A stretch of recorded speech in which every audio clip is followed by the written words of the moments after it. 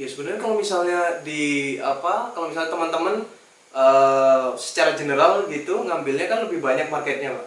Nah, Betul, betul. itu makanya kan saya ada pertanyaan kenapa selain Pak Andi ini meninggalkan market general itu yang istilahnya potensinya banyak itu mengambil vulkanologi yang sangat spesifik sekali dan peminatnya itu sedikit, tidak banyak sekali orang yang ingin naik gunung gitu. Apalagi Ya, membahayakan dirinya. ya. Jadi kalau saya kan tujuannya yang utama bukan sebagai guide vulkanologi ini kan bukan naik gunungnya, bukan trekkingnya, bukan, tapi adalah kepada keilmuannya, kemudian ekspedisinya, Oke. kemudian kepada dokumentasinya seperti itu. Nah, yang memang ini minat khusus. Tamunya ini bukan tamu baru, ini memang tamu juga banyak yang tamu berpengalaman. Jadi tamu yang saya handle itu, yang saya pimpin itu rata-rata 70% semua tamu berpengalaman. Nah, sehingga kita harus lebih bagus ya. Bukan Kita juga ya bukan tamu baru, bukan tamu ecek-ecek yang bukan tamu alay gitu, Pak ya. Kalau soal hasil memang kita tidak mencari kuantitas tetapi mencari kualitas. Jadi memang ya tentu seperti itu. Karena sedikit maka hasilnya lebih banyak ya, dan fokus itu. Oke. Nah, berlanjut ke ini, Pak. Sekarang kan kita semuanya, seluruh dunia, tidak hanya Indonesia, mengalami pandemi yang disebabkan oleh COVID-19. Dan itu juga berpengaruh kepada pekerjaan semua tour guide atau pramu wisata di Indonesia. Saya pikir Pak Andi juga terpengaruh gitu. Nah, untuk Pak Andi sendiri apa pengaruhnya pandemi ini ke pekerjaan gitu? Ya, memang semua pelaku pariwisata, terutama tour guide ya, hampir semuanya itu jadi mostly dia terdampak ya. Nah, tetapi saya tadi karena fokus tadi, saya tentu banyak bahan, ya banyak keilmuan yang bisa saya share, kemudian saya promosikan. Jadi untuk mengantisipasi pandemi kan itu tadi yang pertama dulu saya pernah di awal-awal pandemi itu saya bikin virtual tour Vulcano Internasional, diikuti oleh 16 negara ya, sampai 5 seri.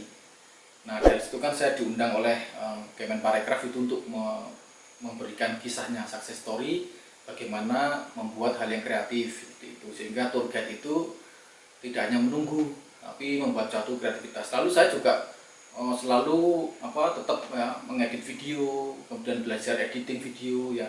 Dulu mungkin saya nggak bagus tapi saya juga belajar, saya tidak malu untuk belajar. Kemudian fotografi, saya membuat kelas ya, membuat kelas itu short course fotografi, vulkano fotografi. Jadi banyak hal. Nah, sehingga akhirnya sekarang saya juga bisa di masa pandemik bisa kerja. Saya di interview dan diterima di kerja sebagai kontributor foto dan video vulkano dan jurnalistiknya itu di media vulkano online di Jerman gitu. Sehingga terbantu sekali. Jadi teman-teman, Pak Andi ini dari kreativitasnya walaupun ada pandemi kita work from home karena tidak boleh keluar rumah. Pada awal-awalnya beliau ini sangat kreatif sekali membuat virtual tour waktu itu. Jadi satu pertama kali itu di Indonesia adalah tour guide yang pertama kali go internasional dengan virtual tour. Itu guide yang pertama kali go internasional dengan virtual tournya. Ya. Bahkan sampai diundang oleh Kemenparekraf gitu ya, untuk menceritakan success story-nya itu. Nah itu sangat kita apresiasi sekali, apalagi perwakilan dari HPI, Pak. Betul. Ya. Nah, kalau misalnya teman-teman pengen lihat videonya, silahkan. Nah, kami sediakan linknya di sini. Jadi, habis itu setelah pandemi, Pak Andi ini ngajar fotografi dan sekarang aktif di media sosial, Pak. Ya. Nah, selain beliau juga menjadi kontributor website internasional. Betul. Nah, oke. Sekarang berhubung kita berada di Yogyakarta, kita nih sangat dekat sekali. Jadi kami berada di kediaman beliau yang terletak di Jalan Kaliurang kilometer 13. Nah, bisa dibayangkan lokasi ini sangat dekat sekali dengan Gunung Merapi, gunung yang sedang aktif, bahkan lagi erupsi sekarang. Nah, pertanyaan saya, apa nggak takut? Atau memang sengaja tinggal di sini, Pak? Biar dekat gitu, akrab sama Merapi. Ya, itu jawabannya tadi datang. Ya, sengaja supaya saya begitu keluar rumah buka pintu langsung lihat Merapi ya. Waduh, mantap ini. Padahal orang-orang, waduh, kalau misalnya dekat sama Merapi, meletus atau erupsi kayak gitu takut. Apalagi harus dievakuasi kayak gitu. Nah, Pak Andi ini sangat spesial sekali. Beliau saking pengennya dekat sama Merapi, nah cari lokasi yang Ya, dekat. kedua itu dingin ya, belum banyak polusi. Ya, seperti itu. Oke, begitu. Nah, berbicara tentang Merapi ini, apa yang spesial dari Merapi ini? Sebenarnya Merapi ini sebuah ancaman atau sebuah anugerah untuk khususnya Yogyakarta lah sebelum kita belajar membicarakan Indonesia. Nah, begini. Jadi kalau bicara Merapi, memang ya saya banyak diwawancarai ya, oleh majalah online atau berita online itu mengapa Merapi itu spesial. Sebenarnya termasuk juga apakah ini ancaman ya. Nah ini jadi bukan ancaman ya. Kalau kita tinggal di Indonesia emang resikonya begini.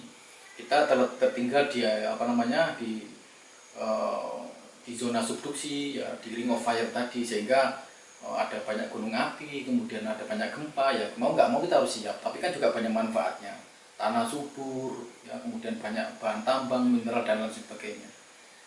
Nah jadi Merapi ini sangat spesial karena Merapi ini bahkan dijadikan nama menjadi tipe Merapi. Jadi ada tipe gunung macam-macam kan, ada tipe Hawaiian, ada tipe vulkanian ya, kemudian ada tipe strato dan sebagainya. Tapi kalau Merapi ini adalah gunung api strato yang mempunyai tipe Merapi. Kenapa disebut tipe Merapi? Karena mempunyai 3 karakteristik Merapi itu. Jadi gunung Merapi ini adalah selalu diawali ketika aktif ya, itu diawali dengan pembentukan kubah lava atau lava dome constructions. Ya, kemudian dari situ akan berkembang, kemudian ada 2 ya, ketika kolaps kemudian juga mengeluarkan ya, gugurannya seperti itu, disebut guguran lava tadi ya. Kadang-kadang juga menjadi awan panas guguran ya. Nah ini yang pertama. Terus yang kedua, Merapi ini diindikasikan mempunyai 2 kantong magma ya, primer sekunder ya. Yang ini kalau case-nya gunung api itu satu gunung api ya, 1 kantong ya, seperti itu. Merapi ini spesial. Kemudian yang ketiga adalah kalau Merapi ini sudah meletus ya, dia erupsi besar ya, kemudian ketika selesai itu selalu meninggalkan jejak kubah lava atau sisanya itu. Nah, sehingga semacam seperti tabungan itu untuk kemudian aktivitas berikutnya itu. Nah ini yang 3 ciri khas ini yang dimiliki Merapi sehingga disebut tipe Merapi. Makanya spesial. Yang kedua adalah sangat spesial karena ini gunung api yang paling aktif di Indonesia dan salah satu di dunia. Makanya sampai ada 5 pos pengamatan. 5 pos? Dan 1 pusat ya, BPTKG itu. Oke. Ada 5 pos pengamatan sehingga begitu aktifnya ini. Nah, juga sekelilingnya itu banyak penduduk ya, 5 kilo, 6 kilo. Nah makanya sangat spesial. Selain itu sangat aktif itu Pak, sangat berbahaya gunung ini ketika meletus itu. Nah itu teman-teman, jadi Merapi adalah gunung paling aktif di Indonesia loh ya. Dan juga salah satu yang paling aktif di dunia. Tapi anehnya tidak hanya untuk orang Indonesia, tapi juga orang asing ya. Pas waktu ke Yogyakarta biasanya, kenapa orang-orang Jogja itu berani tinggal di sekitar Merapi, jadi di lereng Merapi, padahal kan itu ring of fire. Nah kenapa ini menurut Pak Andi sendiri, kenapa? Apakah mereka tidak takut atau memang aliran lavanya atau yang kita sebut dengan dus gembelnya itu tidak mengenai langsung dengan mereka, atau ada faktor lain?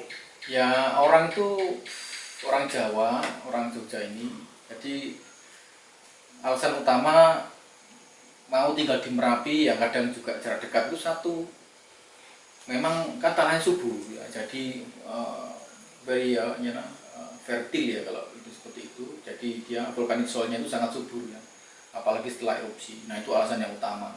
Nah kemudian juga ada dampak dari pariwisata ya, ketika Merapi itu selesai meletus, maka biasanya banjir nih wisatawan ya, ribuan mau melihat fenomena Merapi ini.